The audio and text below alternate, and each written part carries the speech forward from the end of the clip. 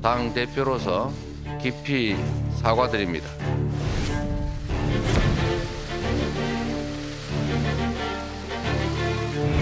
사건의 은폐를 꾀하고 있다는 의심을 지우기 어렵습니다. 도대체 송 전 대표는 언제 귀국한다는 건지. 조기 귀국을 하셔가지고 본인도 살고 당도 사는 그런 지혜를 해야지. 송일호님 키맨이지 않습니까?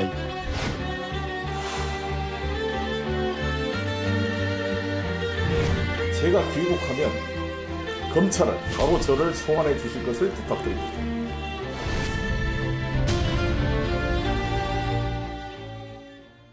자, 송영길 전 민주당 대표 지난 2021년 전당대회 돈봉투 의혹과 관련해서 어젯밤 파리에서 기자회견을 갖고 공식 입장을 지금 밝혔습니다. 한편 돈봉투 의혹의 핵심 인물 강래구 전 수자원공사 상임감사에 대한 이 구속영장은 기각이 됐죠.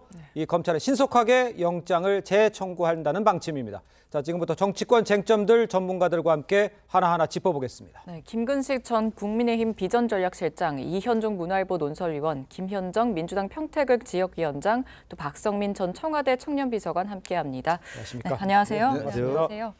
네, 주제 바로 보시죠.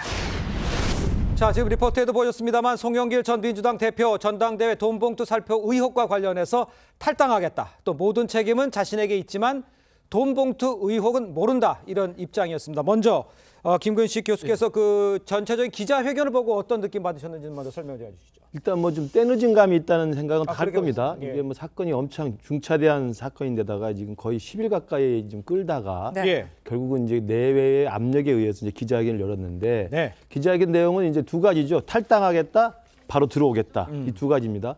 근데 구체적인 이 돈봉투 살포와 관련된 사건에 대해서는 모른다라고 과거 입장과 똑같은 입장을 냈습니다. 예. 그런 걸로 보면 이 이제 앞으로 들어오면 뭐 수사도 받고 조사를 받아야 될 텐데 이 범죄 혐의나 범죄 비리와 관련된 내용에 대해서는 여전히 지금 모른다라고 지금 일관되게 방어막을 치고 있는 모습이고 그렇지만 아마 민주당 내에서 엄청난 요구와 아마 압박이 있었을 거라고 생각이 들어요. 그래서 그런 면에서는 아마 민주당의 전직 당대표로서 최소한의 아마 책임을 느꼈던 것으로 보이고 그래서 아마 범죄 혐의는 인정하지 않지만 어쨌든 이 논란으로부터 당을 좀 보호하기 위해서 전직 당대표로서 당에서 일단 떨어져 나와서 탈당을 하고 뭐 어제 그런 표현 있지 않습니까? 당당하게 다시 돌파하겠다. 이런 이야기를 하고 있었기 때문에 저게 아마 2021년도에 당시 LH 부동산 투기 사태 때 권익위원회가 의원들 전수조사를 한 적이 있잖아요. 그때 송영길 대표가 민주당 대표일 때 의혹만으로도 불거진 의혹만으로도 그때 12명의 민주당 의원들에게 탈당 권유를 한 적이 있어요. 아마 이제 그런 사례를 들면서 본인도 아마 자신은 결백하지만 어쨌든 의혹이 제기된 만큼 탈당하겠다. 이런 식으로 아마 지금 1단계 대응을 한 것으로 해석이 됩니다. 알겠습니다. 민주당에서 탈당 요구 압박이 있을 것이다 이런 말을 해주셨는데 민주당에서는 그런데 진짜 큰 그릇이다 이런 평가가 또 나왔거든요. 어떻게 보셨어요? 지금 사실 지금 현 상황에서 송영길 전 대표가 할 수 있는 최선의 발표를 했다라고 생각을 합니다. 왜냐하면 본인이 기존에 했던 LH 땅 투기 관련해서 관련자들에 대한 탈당을 요구했던 그 기준을 세웠기 때문에 자기도 예의일 수 없다 그래서 탈당을 했고 자연스럽게 이제 상임 고문직에서도 탈당을 하는 것 아닙니까? 그리고 바로 내일 또 즉시 귀국을 또 결정을 했고요. 그동안에 사실 기자회견이 늦어진 이유는 그동안에 아마도 학교라든지 부동산 거주 문제 등 귀국 준비를 좀 했던 기관들이 좀 필요했던 것 같긴 하고요. 그런데 들어온 다음에도 지금 현재 상태에서는 법적인 그 책임에 대해서는 다퉈야 되는 것 아니겠습니까? 그래서 적극적으로 검찰의 수사에 협조하겠다라고까지 했기 때문에 본인의 그 책임, 정치적 도의적 책임은 다 지겠다라는 그 차원에서의 그 태도는 좋다라고 저는 생각을 하고요. 다만 이제 귀국해서 검찰의 그 수사도 진행되겠지만 당 자체적으로 이 사건에 대해서 누구보다도 중심에 있던 분이시기 때문에 뭐 윤관석 의원이라든지 이성만 의원 등 관련된 분들하고의 만남을 통해서 좀 진실규명을 내부적으로 좀 해서 당 지도부에게 좀 알려주는 그런 역할도 같이 병행했으면 좋겠다 이런 생각을 해봅니다. 알겠습니다. 저 이현정 위원님께 이렇게 여쭤볼게요. 지금 뭐 여러 가지 이제 분석들이 나오고 있습니다만 이 돈봉투에 대해서는 모르는 일이다 한 건데 사실 녹취 내용들을 보면은 이제 의심들이 많이 가는 부분이 있잖아요. 이 발언에 대해서는 어떻게 생각을 하고 있습니까? 그러니까 본인이 책임을 진다고 그랬는데 어떤 책임인가 이게 좀 분석해 볼 필요가 있을 것 같습니다. 그러니까 지금 보면 단순히 탈당이라는 책임, 정치적인 도의적 책임이다. 그러니까 당시에 자기 캠프에서 일어난 일이기 때문에 뭐 탈당하겠다고 그랬지만 형사적인 책임에 대해서는 전혀 모른다고 이야기를 했습니다. 예. 보통 이 그동안 정치인들 사건을 보면 처음에는 그 책임을 진다 그러다가 검찰에가 진술하면 또 전혀 말이 달라져요. 네네네. 자기는 전혀 몰랐다 이렇게 그러니까요. 진술한 사례가 꽤 있습니다. 네네. 그러니까 그걸 이야기를 하는 것인데 그런데 지금 나오는 여러 가지 증언이나 녹취록 내용을 보면 예. 본인이 돈 거래와 관련된 돈 봉투 관련된 사실들을 알았다는 정황들이 꽤 많지 않습니까? 많기 때문에 제가 볼 때는 아마 앞으로 좀 재수의 딜레마가 시작되는 것 같다는 생각이 들어요. 왜냐하면 예. 이제 들어오면 이제 각자 살려고 할 겁니다. 저 뭐 윤관석 의원이나 이성만 의원이나 아마 조사를 할 텐데 본인들은 이거 뭐 이 본인의 직접적인 책임보다는 당시 캠프를 위해서 한 것이다라는 이야기를 할 것이고요. 송 대표는 보고를 못 받았다라고 이야기를 할 것이고 그렇지만 서로 자기의 형사적 책임을 면책하기 위한 것들을 아마 노력을 할 텐데 예. 글쎄요 요즘 뭐 탈당이라는 게 저는 뭐 큰 정치적인 책임이 아니라고 봐요. 왜냐하면 그동안 보면 뭐 탈당한 분들 했다가 또 얼마 있다가 다시 복당하고 이런 일이 뭐 비일비재로 발생했기 때문에 예. 도대체 탈당이 얼마만큼 정치적 무게 가지고 있는 것인지 지난번에 유인태 전 사무총장이 그 이야기를 했죠. 네. 아예 정계 은퇴를 해라라고 했지만 본인은 정계 은퇴를 거부했습니다. 그건 뭐냐면 여전히 미련이 남아있다는 거 아니겠습니까? 그런 거 볼 때는 결국은 현재 상황에서 본인의 최소한의 어떤 조치만 취하고 예. 이후 형사적인 책임을 좀 면책해 보겠다. 아마 그런 의도인 것 같습니다. 지금 알겠습니다. 말씀하신 이 돈봉투 의혹도 그렇고 기자회견의 내용들을 하나하나 좀 짚어봐야 할 것 네. 같은데요. 송 전 대표는 탈당과 함께 상임 고문직에서도 사퇴하겠다고 밝혔는데 그렇죠. 국민의힘에서는 이걸 두고 지금 꼬리 자르기 탈당이다 이렇게 비판을 하고 있거든요. 좀 어떻게 보셨어요? 이런 내용들. 저는 뭐 국민의힘에서 지금 자당의 일에도 신경 쓰기 바쁠 텐데 민주당에 대해서 이렇게 꼬리 자르기 탈당이다라고 평가를 하는 것이 참 말이 되지 않는다라는 생각이 들고요. 예. 사실 탈당이라는 것이 어떤 정치적 의미가 있냐라고 앞에서 이현종 의원님께서 말씀을 하셨지만 네네. 제가 봤을 때는 정치인의 입장에서 가장 강하게 던질 수 있는 수가 탈당이라고 생각을 합니다. 당에서 제명당하지 않는 이상은요. 예. 네, 저는 그렇다고 본다면 송영길 대표가 지금 상황에서 사실 안팎으로 탈당 요구가 분명히 있었을 겁니다.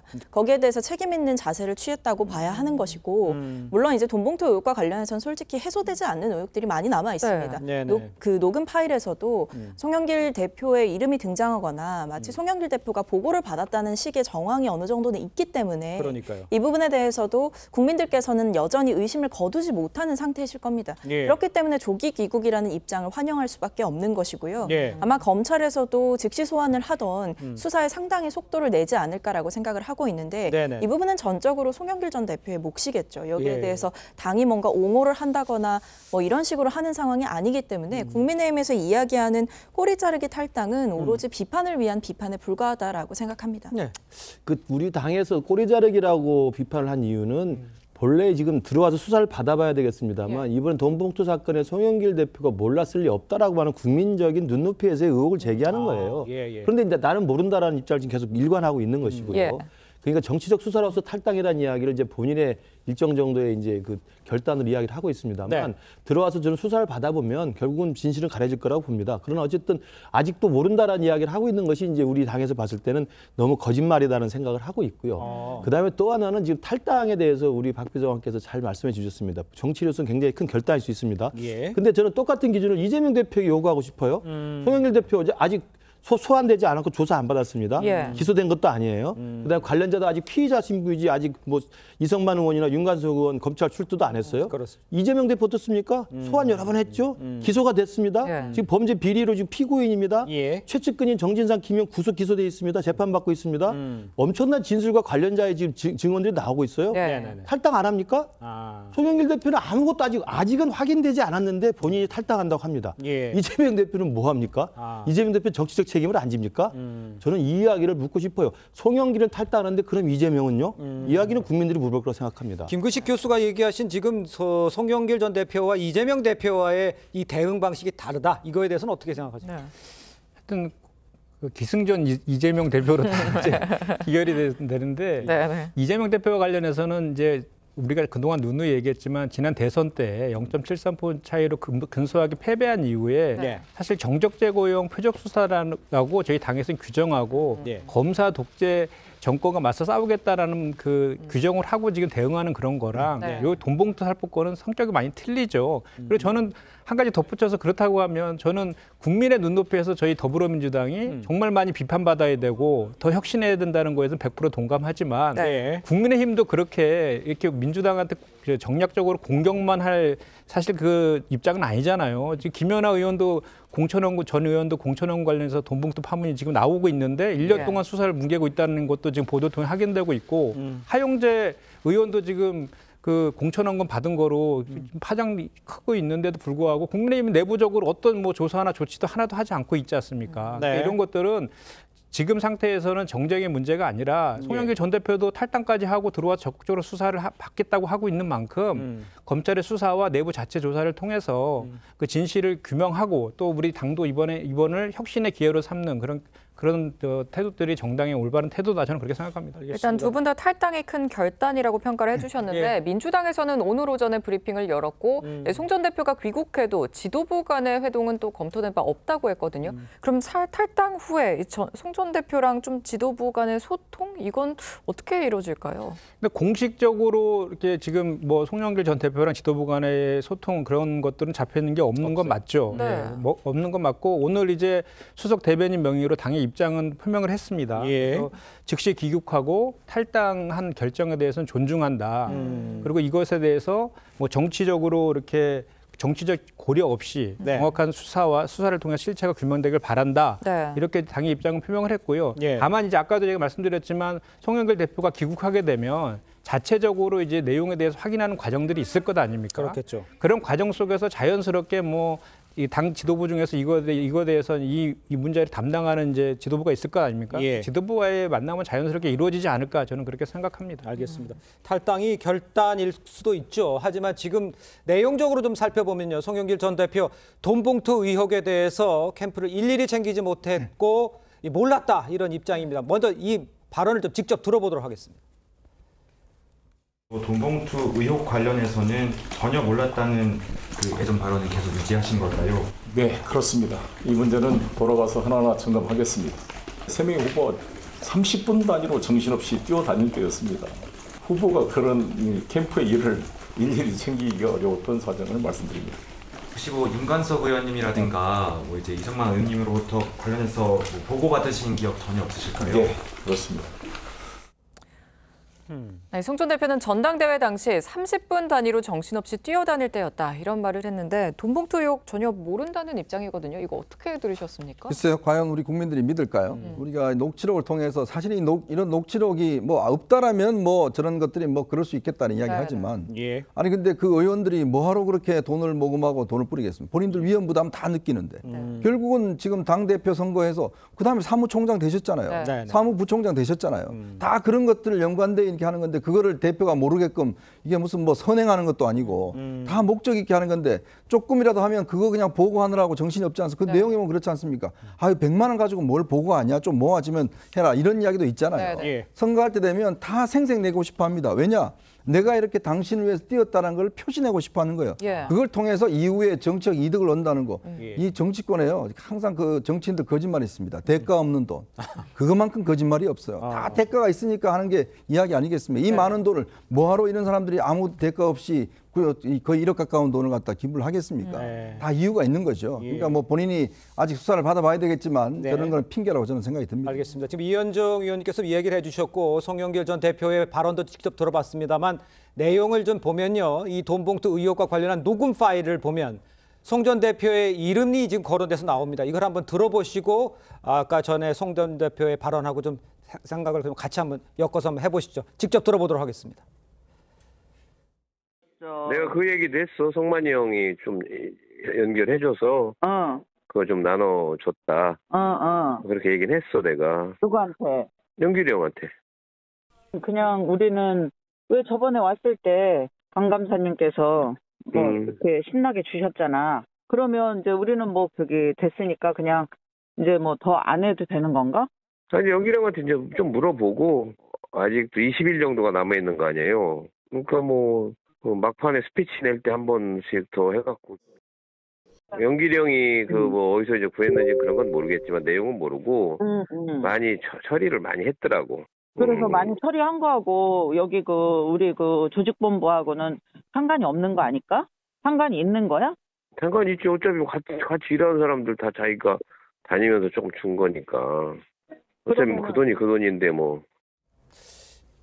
자, 저 녹음 파일에 담겨진 그에서 이제 이름이 거론되는 상황에서 모른다. 이 송 전 대표의 주장 설득력을 얻을 수 있을지 결국 이제 수사를 통해서는 진실이 밝혀지겠습니다만 박성민 전 청년 비서관께서는 보신 양쪽에 다 들어보고 나서는 어떤 느낌을 받으셨어요? 아니 뭐 합리적 의심이 가능한 상황이죠. 네. 사실 뭐 이렇게 녹취록에서 직접적으로 이름이 거론이 되기도 하고 네. 이런 사안 자체를 개입했느냐 또는 지시했느냐 알고 있었느냐라는 여러 가지 의심의 질문이 있을 수밖에 없는 상황으로 보이고요. 그런 점에서 이제 송영길 대표가 성실하게 수사에 임하겠다고 했으니 그 본인의 진술뿐만 아니라 아마 검찰 측에서는 이 녹취록 자체의 진실을 구체적인 증거로 뒷받침하고자 할 겁니다. 그렇다면 그 중간 연결고리가 중간 연결고리들의 진술이 상당히 중요해지게 될 수 있는 상황인 것이고 뭐 예를 들면 강래구 씨 같은 경우에 뭐 송영길 대표가 지시했다 또는 알고 있었다 이런 진술 역시도 검찰 측에서는 확보하려고 상당히 노력을 하겠죠. 그런 점에서 구속영장도 아마 청구를 했을 걸로 보이고 다만 여기에 대해서 이제 검찰의 수사가 어느 정도까지 진척되어 있는지를 저희가 알 수가 없는 상황이기 때문에 뭐 이른바 이정근 녹취 파일뿐만 아니라 뭐 그분이 썼다고 하는 그 노트에도 혹시나 이런 관련 사실이 있는지 또는 그것들을 본 사람들이 추가적으로 관련자가 더 있는지 이런 부분들은 아마 검찰 측에서 추가적으로 입증을 해야 되지 않을까 싶습니다. 녹취록에 나온 내용을 보면은 이제 구체적으로 언급이 되는 상황인데 그 정도면 이제 사람이 좀 이해를 할 수 있을 것 같은데 송 전 대표 같은 경우에는 아니라고 얘기를 하고 이런 내용을 좀 조합해서 들으면 어떤 느낌이십니까? 아마 이제 우리 국민들이나 시청자분들도 저 목소리를 들어보면 자기가 몰랐다.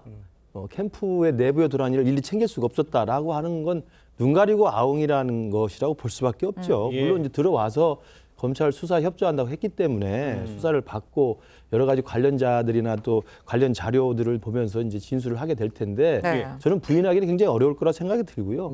저렇게 구체적으로 저렇게 자연스럽게 이야기 나오는 상황에서 연길이 형 이야기 나오는데 어떻게 몰랐다고 할 수 있습니까? 정당법상으로 이 부분에 대해서는 돈을 만들어서 준 사람, 받은 사람도 문제입니다만 그걸 돈을 주라고 지시하거나 묵인하거나 요구하거나 알선한 사람도 더 중범죄로 처벌을 받게 돼 있어요. 그러면서 이제 송영길 대표는 사실은 굉장히 저는 벗어나기 힘들다는 생각이 들고요. 저는 이런 내용이 있음에도 불구하고 계속 이렇게 부인하는 거 저는 이것조차도 민주당의 오래된 지금 일종의 만연한 저는 분위기라고 생각합니다. 이재명 대표가 그렇게 하기 때문에 당연히 노웅래 의원 또 그러죠. 당연히 이수진 의원이나 우리 기동민 의원 그러죠. 누가 봐도 아까 국민의힘 말씀하신 우리 국민의힘 다 구속 기소되고 다 합니다.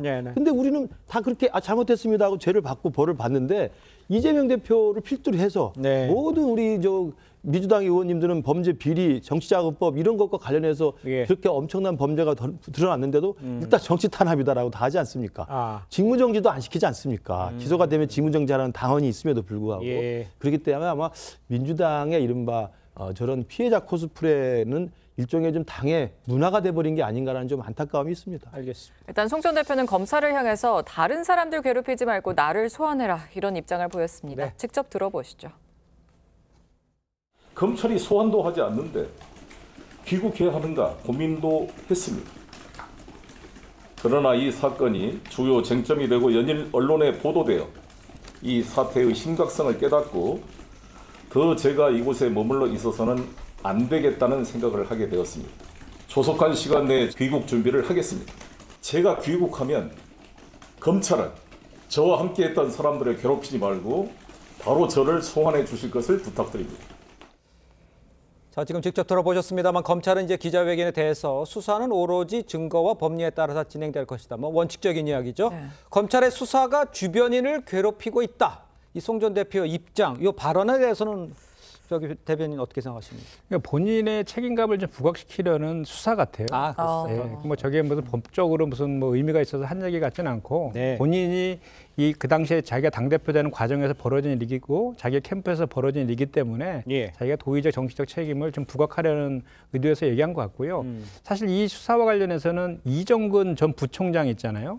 그 사무부총장이 그 사업가로부터 뇌물수수한 건이 있었잖아요. 그렇습니다. 그때 그거를 이제 당시 송영길 대표가 알고 본인이 뭐라 그랬냐면 이거 빌린 것이다라고 해서 그럼 빨리 갚아라 이렇게 했던 것도 본인이 이제 얘기를 하고 있고요. 네. 그 당시에 2022년 10월 달에 이 보도가 나왔었어요. 이 돈봉투와 관련된. 그런데 그때 본인은 그거에 대해서 얼마든지 그 수사가 들어오면 소환해서 이렇게 수사를 받을 생각으로 있었는데 전혀 그런 것이 이루어지지 않아서 네네. 선거법의 시효가 6개월이잖아요. 6월 달에 선거 이후에 6개월이 지난 12월이 되어서 출국을 했다. 그런 차원에서 지금 와서 이 문제를 이렇게 하는 거에 대해서는 약간 좀 본인의 생각에서는 좀 기획수사 아니냐라는 그런 관점도 갖고 계신 것 같아요. 그럼에도 불구하고 본인은 이 캠프에서 벌어진 일에 대해서 전혀 모든 거에 대한 책임을 지고 법적인 뭐 수사나 이런 것들 적극적으로 협조하겠다고 하고 있으니까 그리고 아까도 이제 녹음 파일은 나와 있지만 사실 강내구, 이정근, 윤관석, 이성만 이 4명의 그 대화들이잖아요. 그렇습니다. 그 대화들이 실제로 이것이 사실인지 그리고 그 돈을 실제로 그 의원들하고 또 상황실장이나 본부장들에 전달됐는지 여부에 대해서는 물증이나 뭐 수사를 통해서 확인될 수밖에 없는 내용들이니까 그리고 그런 것들을 하나씩 본인의 입장에서 설명해 나가겠다라는 그 입장 표명을 하고 있다라고 보면 될 것 같습니다. 입장 표현을 그렇게 하고 있고 검찰이 그거를 증거로 확인을 해줘야 된다 그런 입장이다. 법적인 측면에서 당연히 그거는 다퉈야 된다고 본인은 생각하고 알겠습니다. 저희는 다음 주제도 보겠습니다. 다음 관련 쟁점 짚어볼 텐데요. 민주당 전당대회 돈봉투 의혹 사건의 핵심 인물이죠. 강내구 전 수자원공사 상임감사에 대한 구속영장 기각이 됐습니다. 강내구 전 감사의 영장심사 전과 기각된 후의 발언부터 들어보겠습니다. 누구 지시 받아서 마련하신 거예요? 녹취록 공개됐는데 할 말 없으실까요? 언젠가는 말할 날이 있겠죠. 네, 들어가세요. 오늘은 성실히 받겠습니다. 현명한 판단을 해주신 재판부에 감사드립니다. 이상입니다. 송영길 전 대표님도 돈봉투 전달 사실 알고 계셨나요?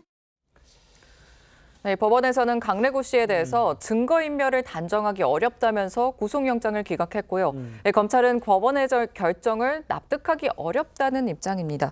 이거 어떻게 들으셨습니까? 저는 이제 법원에서 판단한 거기 때문에 우리는 뭐 존중할 수밖에 없고요. 그다음에 검찰은 구속 수사를 하지 않고서는 이 수사를 진전시키기 어렵기 때문에 재청구할 입장을 갖고 있는 것 같고요. 그러니까요. 왜냐하면 이제 강내구 씨 같은 경우 자금을 마련한 최초의 지금 중요한 인물이고 그것이 이정근 상무부장관이나 통해 가지고 전달됐던 중요 키맨 역할을 하기 때문에 신병을 확보하지 않고서는 이 수사를 지금 진전시키기가 어렵습니다. 그리고 또 검찰 입장에서는 어떻게 파악하냐면 이번에 압수수색 영장을 실시할 때 강내구 감사하고 통화가 안 됐다는 거 아닙니까? 그래서 자꾸 이 부분을 피하는 거고 증거인멸의 정황이 있는 것으로 검찰은 파악하고 있기 때문에 저럴 경우에는 사실은 수사의 속도와 수사의 질적 보강을 위해서는 신병을 확보하는 게 좀 맞다고 보는 거죠. 그래서 아마 재청구를 할 것으로 보이는데 저는 그럼에도 불구하고 어찌됐든 간에 강내구 감사가 들어가면서 한 말 언젠가 할 말이 있지 않겠습니까라는 이야기가 저는 굉장히 의심장하게 다가오는데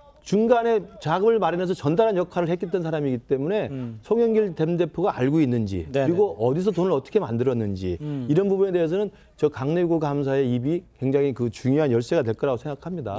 그러면서 보면 검찰이 과연 수사를 어느 정도 협조할 것인지 그리고 진실을 어느 정도 밝힐 것인지 만약에 예컨대 지금 김용 부원장이나 정진상 실장처럼 입을 딱 닫고 끝까지 모르쇠로 일관하고 있을 것인지 아니면 정말 있는 그대로 진술을 하면서 사실을 밝히는 데 협조할 것인지 그것에 따라서 이 돈봉투 사건의 파장은 어떻게 될지 좀 그 규칙을 주목해 봐야 할 것 같습니다. 이현정 위원님께는 이렇게 여쭤볼게요. 이제 보강 수사를 해서 재청구한다는 거 아니에요? 그렇게 되면은 이번에는 가능한 건지 그리고 법원에 판단했던 그 이야기가 증거인멸을 단정하기 어렵다. 이 부분은 어떤 걸 짚어서 이런 결과가 나왔다고 예상할 수가 있나요? 그러니까 저는 뭐 이 사건이 이제 세 가지가 보통 우리가 구속을 할 때 기준을 냅니다. 증거인멸과 그다음에 이제 도주 우려, 그다음 사안의 중대성 이 세 가지를 가지고 평가를 하는데요. 자, 우선 사안의 중대성을 보면 이 선거에서 가장 민주주의의 가장 중요한 게 선거입니다.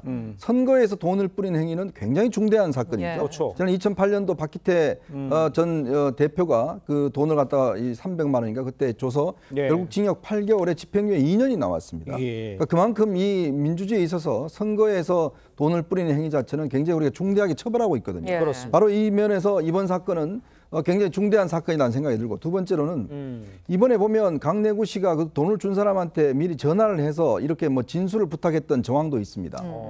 자, 그러면 이거를 조태 판사가 증거인멸의 가능성이 없다라고 판단한 저는 상식적으로 이해하기 힘들다는 생각이 들어요. 왜냐하면 지금 그 김모 씨라는 돈을 준 사람이 직접 이야기를 했습니다. 아, 이거 사건 터지고 난 다음에 전화가 와서 뭐 이렇게 해달라고 좀 했다라고 진술을 한 바 있습니다. 네네. 자, 그런 정도의 증거인멸이라면 굉장히 중대한 거 아니겠습니까?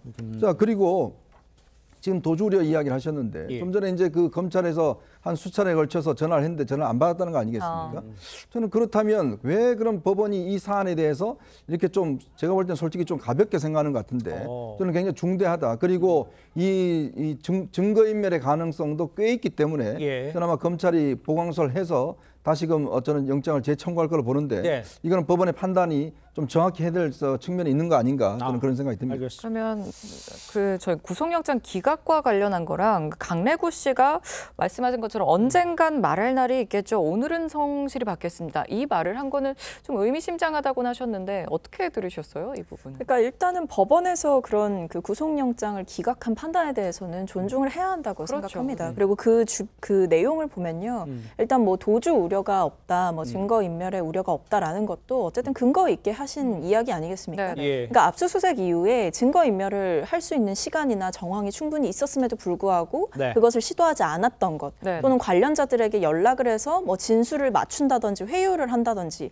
이런 정황이 전혀 없었기 때문에 법원 측에서는 아무래도 이 방어권을 최대한 이제 보장하는 쪽으로 이야기를 한 것 같고요. 제가 봤을 때는 그리고 구속의 사유 중에 아무래도 가장 중요했던 것은 혐의에 대한 증거 수집이 어느 정도까지 검찰에서 돼 있었느냐였는데 이 부분에 대해서 법원은 지금 이제 검찰이 제출한 것들을 보면 주요 혐의에 대한 증거들이 일정 부분 수집되어 있다. 그렇기 때문에 구속해서 더 무언가를 얻어내기에는 이미 충분한 양이 있다라고 본 것 같습니다. 그런 점에서 이것이 마치 법원이 사안을 가볍게 생각한다라는 점에는 동의하기가 어렵고요. 그 외에도 이제 강내구 씨가 뭐 수사에는 적극적으로 협조하겠다라고 이야기를 했지만 언젠가 말할 날이 있겠죠. 이 부분은 사실은 좀 일종의 좀 정치적 여지를 남긴 거죠. 그러니까 뭐 나중에 뭐 폭로를 하겠다. 들릴 수도 있는 것이고 또는 한 측에서는 지금은 억울하지만 나중에는 내가 뭐 다 진실을 밝히고 나면 뭐 내 잘못이 아니었다는 걸 알 수 있을 거다 이런 식으로 해석될 수 있는 부분이고요. 하지만 중요한 것은 어쨌든 실무자로서 중책을 맡아서 역할을 한 것이고 그것이 녹취 파일을 통해서 국민들께 공개가 된 상황이기 때문에 강내구 씨의 변명이나 설명 또는 본인의 입장을 방어하는 데 치중하는 것을 이해해 주실 국민들은 없을 거다라고 저는 생각합니다. 알겠습니다. 상황이 이 사건과 관련해서는 굉장히 중대하고 이게 키맨이라고 볼 수밖에 없기 때문에 검찰이 이제 보강 수사를 해서 이제 다시 이제 청구한다는 거 아니에요? 결과가 어떻게 나올지 좀 지켜보도록 하겠습니다.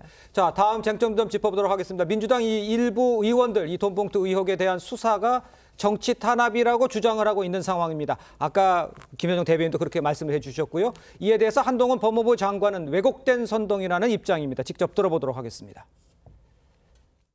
당 차원에서 이재명 당대표께서 공식 사과를 하셨죠. 그럼에도 불구하고 그런 왜곡된 선동이 계속되는 것에 대해서는 저는 국민들께서 공감하지 않으실 거라고 생각하고요.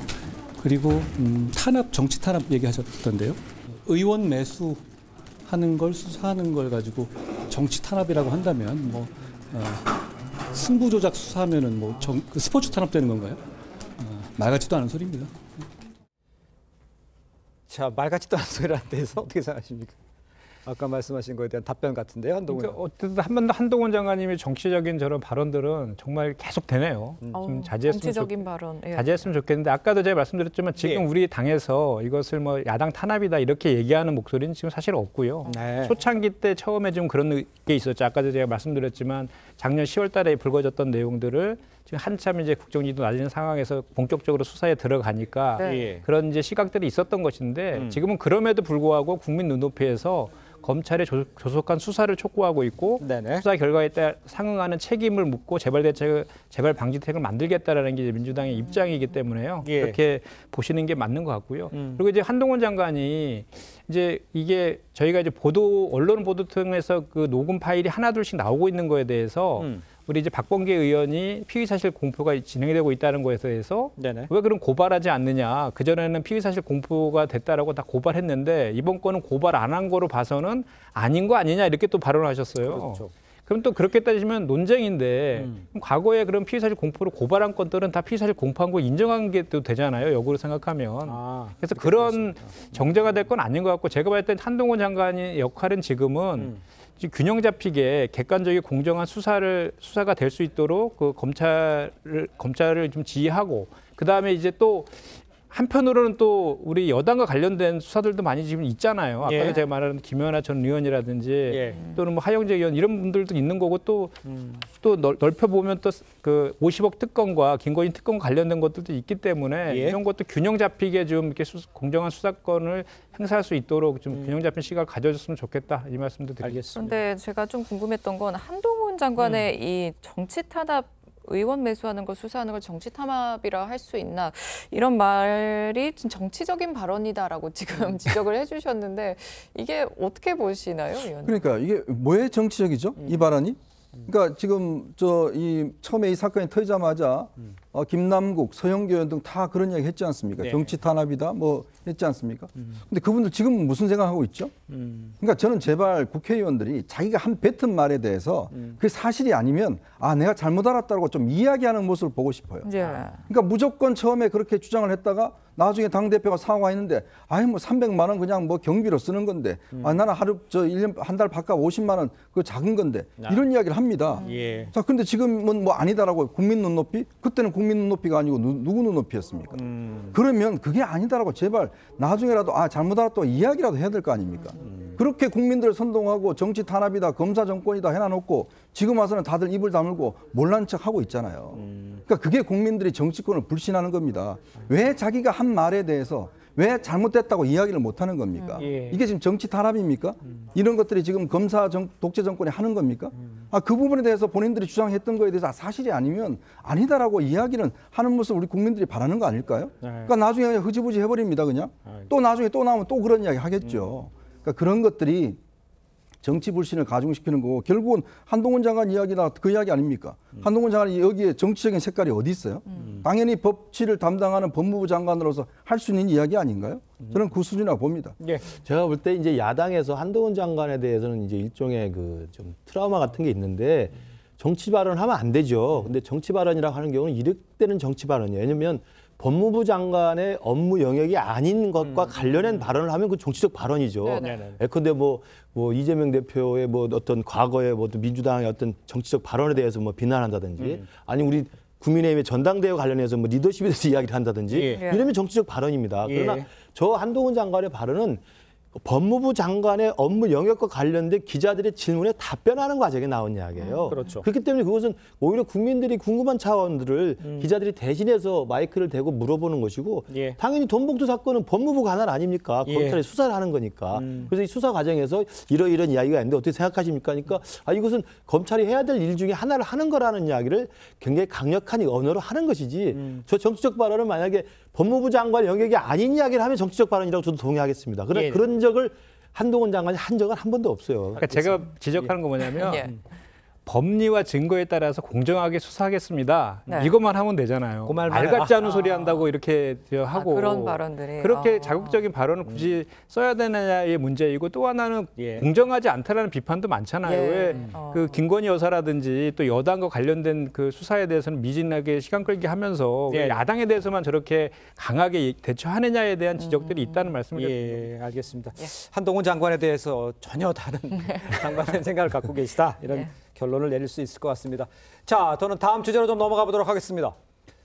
자, 조금 전 2시부터요. 국민의힘과 정부 대통령실 이 협의회를 열고 전세 사기 대책을 논의를 지금 하고 있는 상황이죠. 정부가 전세 사기 피해자의 경매 주택을 대신 매입하고 공공임대로 활용하겠다는 계획인데 좀 세부 조항들을 지금 마련하고 있는 것 같습니다. 원희룡 국토교통부 장관의 발언부터 먼저 듣고 이야기를 이어가도록 하겠습니다. 자세히 좀 지금도 매년 3만 5천호 정도의 일반 기존 주택을 LH나 지방자치단체가 매입을 해서 임대를 합니다. 근데 이 부분에 대해서 아직 그 살 물건이 정해지지가 않았거든요.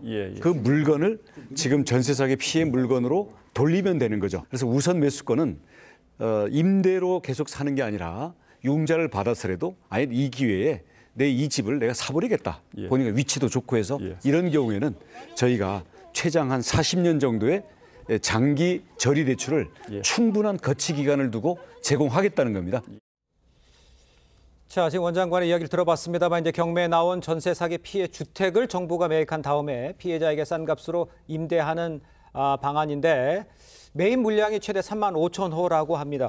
이현정 위원님, 진짜 뭐 해결을 해야 되겠고, 근데 35,000호 이 정도면 가능합니까? 해결됩니까? 어떻게 글쎄요, 봐야 될까요? 이게 지금 뭐 매일 연일 이게 새로운 전세 피해가 고발되고 있기 때문에 도대체 어느 선까지 우리가 해야 될지, 또 그렇다면 LH가 가지고 있는 이 임대주택 이거는 그러면 일반인들은 그 돈을 그쪽에 해버리면 또 임대주택에 대한 보급 문제는 차질이 빚는 게 없는 것인지 참 이런 부분들이 걱정이 됩니다. 당장 지금 이 경매가 진행되고 있기 때문에 정부로서는 어쩔 수 없는 지금 대책을 세우고 있는데요.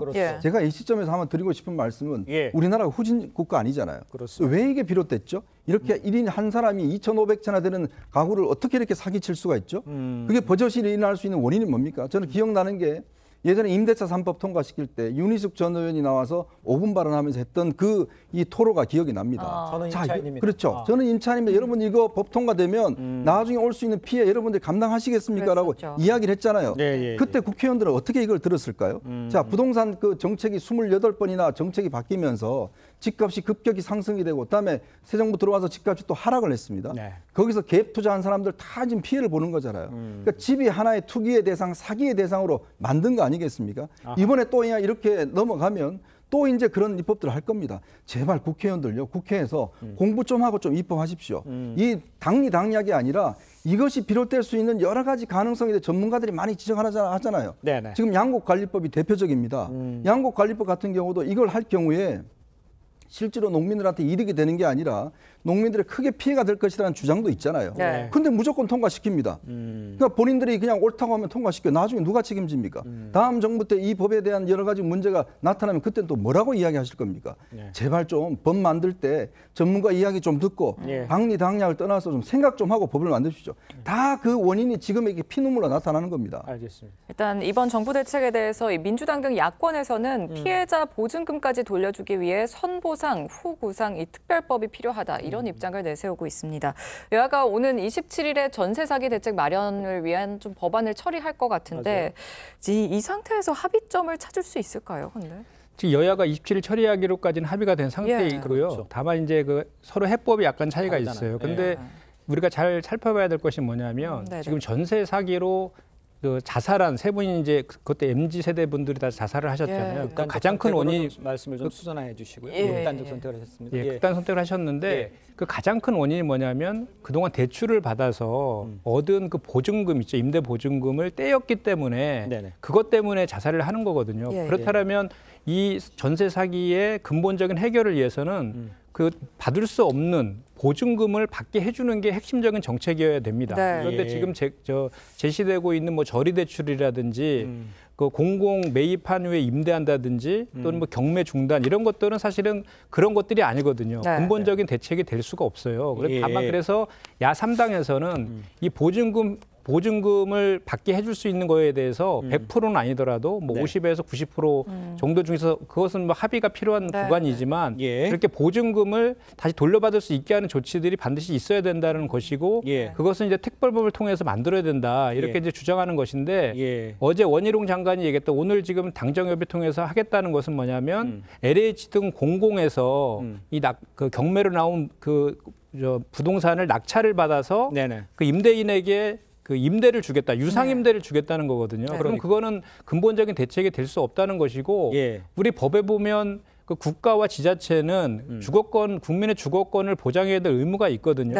우리 과거에 그 미분양된 아파트도 지금 정부에서 사주겠다라는 얘기도 했었고, 그다음에 또 초부자들을 감세까지 해주는 그런 상황 아닙니까? 근데 이것은 아까 우리 이현정 의원께서 말씀하셨지만 정부 정책의 허점으로 인해서 발생한 사회적 재난으로 규정하는 게 맞거든요. 사회적 재난에 대해서는 정부가 그 피해자의 입장에서 특단적인 조치가 필요한 것이고 그러기 위해서는 반드시 이게 지금 여야 간에 뭐 이렇게 이견이 약간 있는 내용들을 27일 본회의 이전에 상임위랑 상임위에서 충분히 논의해서 그렇게 좀 근본적인 대책을 포함한 특별법이 통과될 수 있도록 했으면 좋겠다 이 생각입니다. 지금의 해결 방법에 따라서 조금 차이가 있어요. 근데 거기에 대해서는 어떻게 생각하십니까? 저는 이제 여야가 다 지금 그 세 분의 정말 안타까운 그런 그 모습을 보고 빨리 좀 그 대책을 세워야 된다는데 공감하고 있기 때문에 어떻게든 합의점을 찾는 게 중요하다고 보고요.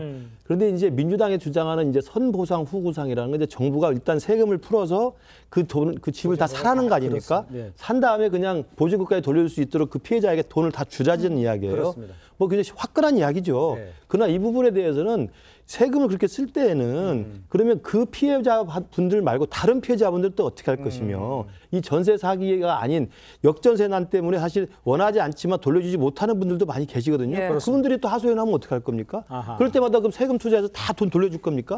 그건 불가능한 거거든요. 그러니까 정부라는 것은 정책을 할 때 감정적으로 아 그래 정말 심각한 불쌍한 일이 터졌기 때문에 다 돈을 그냥 우리가 풀어서 다 돌려주자라고 할 수 있는 건 그냥 할 수 있는 이야기지만 정부가 그렇게 쉽게 할 수 있는 게 아니에요. 원희룡 장관이 나오신 것처럼 얼마에 살 겁니까? 그다음에 캠코가 사라는데 캠코가 사면 할인을 받아가 사기 때문에 그 비율을 다 돌려줄 수도 없고요. 그다음에 정부가 무작정 사가지고 보상금 돌린다 그러면 은행권이라든지 제1, 2 수신권 같은 데서는 먼저 그 사람들이 돈을 가져가게 돼 있습니다. 그러니까 피해자한테 돌아가기 또 늦을 수도 있어요. 그러니까 다양한 방법이 있기 때문에 그 야당의 주장이 얼마나 피해자에 대해서 그 절박한 건지 이해가 되겠습니다만 지금 장정에서 논의하는 것처럼 일단 LH에서 이 매입을 할 수 있는 예산이 책정이 돼 있습니다. 공공 매입이라는 그 영역이 있기 때문에 그 공공 매입 예산으로 일단 관련된 그 수백 호 3만 몇 통과 뭐 몇 통으로는 그걸 구입을 해서 그걸 가지고 일단 그분이 두 가지지 않습니까? 보상금을 그 보증금을 받을 수 있느냐 없느냐 아니면 길거리에 쫓겨나느냐 문제인데 쫓겨나는 건 막아주겠다는 거죠. 일단 거기서 그 집에 살게 해주시고 보증금을 돌려받는 문제는 더 추후에 어떻게 할 것인지 논의를 하자는 것이기 때문에 저는 여야가 머리를 맞대고 논의하면 좋은 해결책이 나올 거라 생각합니다. 알겠습니다. 이게 급한 일이니까 27일 날 법을 만들어서 집행을 해야 되는 상황이니까 좀 여야가 합심해서 좀 의견을 모아서 좋은 방법을 찾아내기를 좀 부탁을 좀 드리겠습니다. 자, 요거 하나도 좀 더 짚어보도록 하겠습니다. 세입자 3명의 죽음의 원인이 됐던 인천 전세 사기 사건과 관련해 이제 논란이 하나 또 추가된 게 있었죠. 이 사건을 주도했던 이 남 씨라는 사람이 있습니다. 이 최문순 강원도지사 재임 당시에 6,700억 규모의 이 동해안의 개발 사업권을 획득한 것으로 드러나서 혹시 야당 정치인이 연루돼 있을 거 아니냐 뭐 이런 이야기까지 나오고 있는 요 사안이라는 거죠. 저희가 좀 그렇죠. 정말 뭐 대장동 냄새가 스물스물 나는 것 같습니다. 왜냐하면 이 전세 사기꾼이 보니까 이제 망상 그 특별 사업 이거를 이제 낙찰받아서 시행자를 했는데 문제는 이 사업체에 인천시 공무원들이 또 몇 명이 들어가 있다는 거 아니겠습니까? 그리고 이 사실은 이분이 그 조그마한 건설 회사를 운영하고 있는 분이에요. 근데 그 자금을 어떻게 조달할 거냐 하니까 전세금, 임대금 이런 걸로 하겠다고 돼 있어요. 그러면 이게 지금 전세자들의 어떤 한 보증금으로 다 하겠다는 거 아닙니까? 그걸 보고 어떻게 이 사업을 어떤 수주를 해줬는지 여러 가지 의문들이 있는 데다가 그렇다면 이 사람이 어떤 근거로 해서 최문순 지사와 전자 연결되면서 했든지 그래서 지금 여당에서는 당시에 유력한 정치인이 여기에 개입되어 있는 것 같다라고 해서 지금 원희룡 장관이 특별수사를 요청을 했지 않습니까? 자, 그렇다면 이 연관성들, 즉 이 사람이 보니까 뭐 정치인들 상도 주고 뭐 했더라고요. 그러니까요. 그러니까 이게 이런 어떤 사업자가 왜 정치권과 연결고리가 있는 것인지 또 왜 대규모의 이런 그 사업을 어떻게 낙찰받아 있었는 건지 그 자금을 또 왜 전세 사기로 빌었던 자금을 가지고 사용했는 것인지 이런 부분에 대한 종합적인 저는 수사가 있어야 된다라는 생각이 듭니다. 일단 전세 사기 피해자들은 전세 보증금이 개발 사업에 쓰였다고 주장을 하는 거거든요. 최문순 전 지사는 경제자유구역 이 개발 사업은 이명박 정부 당시의 관련 절차에 따라서 정부가 계획을 확정하고 지정한 사업이다. 전세 사기와 무관하다 이런 입장이에요. 그럼 전반적으로 좀 어떻게 보고 계세요? 그러니까 일단 저는 이 의혹, 그러니까 야권 정치인, 민주당 정치인의 배우설을 제기한 이철규 의원에게 상당히 좀 불만이 있습니다. 왜냐하면 집권 여당 의원이시고 소위 말해 대통령의 측근이라고 불리는 그 윤핵관 아니십니까? 그런 분께서 집권 여당 의원으로서 전세 사기 피해자들을 위한 대책을 만들 시간이 부족하실 텐데 그 귀한 시간에 지금 이렇게 야권 정치인의 배후설, 음모론을 들고 나오시는 것 자체가 상당히 문제가 있다라고 생각을 하고요. 이거야말로 집권 여당 의원들의 직무 직무유기가 아닌가 싶습니다. 예. 그러니까 지금 전세 사기 이 문제에 있어서는요. 가장 우선시돼야 할 것은 최근에 있었던 극단적 선택이 연이어 있었던 만큼 예. 이 피해자들을 위한 피해자 우선 대책을 만드는 데 집중해야 되는 것이고 네네. 그다음에 한편으로는 전세 사기라는 것을 어떻게 하면 예방할 수 있을 것이냐. 그동안 정부가 4번이나 윤석열 정부에서 4번이나 전세 사기 구제 대책을 내놓았지만 예. 이것이 결국에는 극단적 선택으로 이어질 정도로 효과가 없었던 거 아니냐라는 비판이 제기되고 있는 상황입니다. 예. 그렇다면 이 상황에서 민주당 정치인이 모두가 배후에 있다라는 식으로 몰아갈 것이 아니라 예.